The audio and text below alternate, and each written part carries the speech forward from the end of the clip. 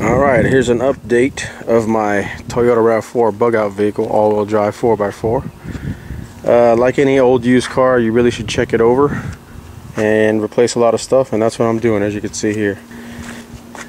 Obviously I did the basics. There's my brand new air filter, so this thing's breathing nice and clean air. It's not choked up with dust and dirt.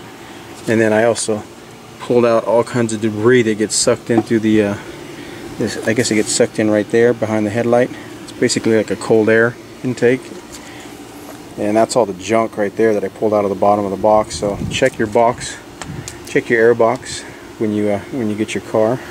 Put new spark plugs in there. The reason why I suggest you get new spark plugs on a new car or a new old car, these are actually the old ones. The new ones are in the car already. Look how nasty the old spark plugs were. You know, so that affects your gas mileage and performance in general. So yeah, if you buy a used car, go out and get the spark plugs, man. It's only like a couple bucks each, $3 or $4 each. Real cheap investment, but it really pays off. I filled up the power steering fluid, the brake fluid, coolant fluid, the windshield wiper fluid. Got the oil changed, as you can see there. So that means I got a new oil filter down there. Alright, so as you can see there, the old CV boot is torn, and then you can actually see the other one over here too. They're both torn, but they still work.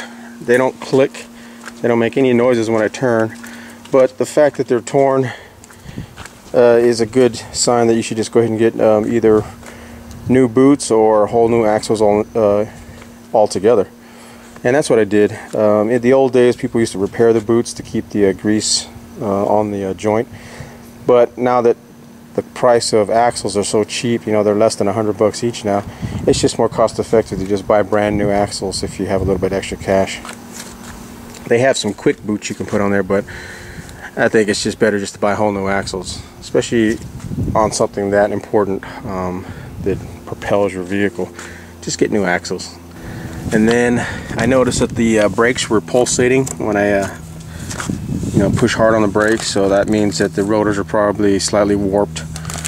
And since rotors only cost about, I don't know, 20 to 25 bucks each for brand new ones from the factory or from whoever makes these, it's not a bad investment. Just take off the wheel, tap these off. They're not, I don't even think they're even screwed down on the hub. You just take off your caliper and pound this with a rubber mallet, and it'll fall right off. And then when you change your rotors, it's always smart to get new brake pads to match up with the new rotors, because if the old pads are probably profiled to the warped disc, so it's just better just to get brand new ones, and they're only like 20 or 30 bucks.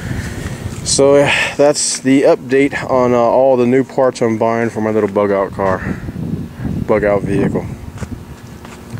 And as you can see back here, I already got me a bin, so I'm already starting to set this up.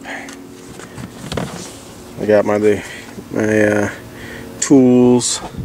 Got some tools in here, essential tools, duct tape, wire, crescent wrench, sockets. You know, just a bunch of stuff in there, some straps to cinch stuff down, flashlight, medical bag, sleeping bag, got a old military mummy bag inside here, got a regular scissor jack and a hydraulic jack, because when it's time to get underneath this car when you're in the middle of nowhere, an extra jack always comes in handy. And I don't even know what's over here. Oh, jumper cables. Got the jumper cables, and I don't even know what that is. Probably a tool bag. I haven't even looked in it yet. But yeah, definitely getting this thing set up for a shit hits the fan situation, or just bug out in general, and just overall just get it ready for anything. Alright guys, stay safe.